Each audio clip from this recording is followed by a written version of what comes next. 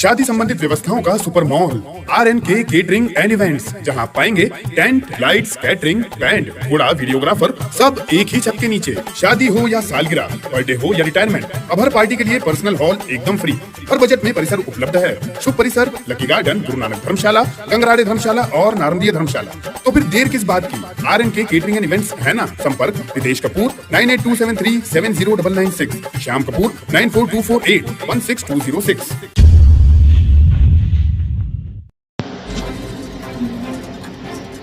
मध्य प्रदेश के महामहिम राज्यपाल आज खंडवा प्रवास पर पहुंचे। सेंट्रल स्कूल पर बनाए गए हेलीपैड पर वहां उतरे।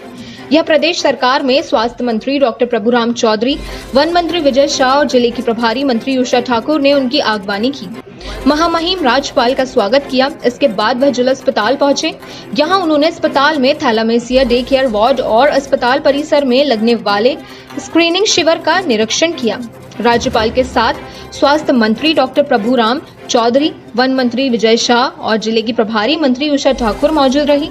इस दौरान स्वास्थ्य मंत्री प्रभुराम चौधरी ने सिकल सेल की बीमारी को लेकर कहा कि आनुवांशिक बीमारी है जो ज्यादातर जनजाति समाज के नागरिकों में होती है।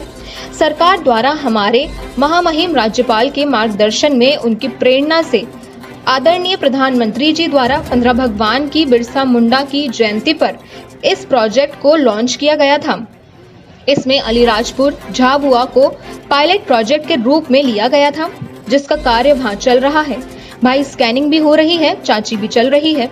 अब सेकंड फेज में अब बाकी के बचे हुए ट्राइबल एरिया छिंदवाड़ा, खंडवा और उमरिया में भी अब जांच की जाएगी।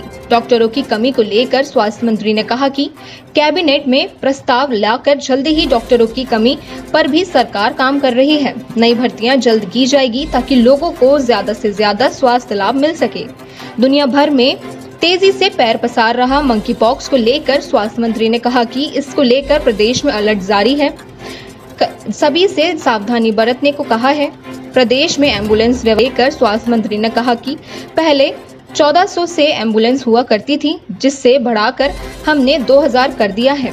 अब हम कोशिश कर रहे हैं कि हम लोगों को समय पर मिले, इसके लिए हमने समय भी घटाया है। सेल जो बीमारी है, आनुवांशिक बीमारी है, जो खास तौर से जनजाति समुदाय के नागरिकों में होती है। मध्य प्रदेश सरकार के द्वारा हमारे माननीय राज्यपाल महोदय के मार्गदर्शन में, उनकी प्रेरणा से हमारे देश के प्रधानमंत्री आदरणीय नरेंद्र मोदी जी द्वारा भोपाल में 15 नवंबर को भगवान बिरसा मुंडा जी की जयंती के शुभ अवसर पर इस प्रोजेक्ट को इसको लॉन्च किया गया था। उसमें हम लोगों ने अलीराज और झाबुआ 2 जिलों को फर्स्ट फेज में उसके लिए पायलट प्रोजेक्ट के रूप में वहाँ पर कार्य चल रहा है और वहाँ स्क्रीनिंग भी हो रही है, जांचें भी हो रही हैं। अब सेकंड फेज में जो बाकी बचे हुए हमारे ट्राइबल ज़िले हैं, उसमें छिंदवाड़ा भी है, उमरिया भी है, खंडवा भी है, ऐसे जो अन्य ट्राइबल ज़िले हैं उनमें अब सेकंड फेज में इसकी स्क्रीनिंग और जांच करवाएंगे।